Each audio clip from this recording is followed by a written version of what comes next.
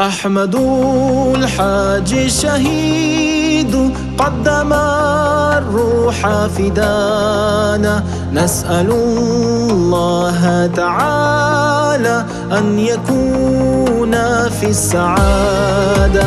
أحمد الحاج الشهيد قدم الروح فدانا، نسأل الله تعالى أن يكون في السعادة.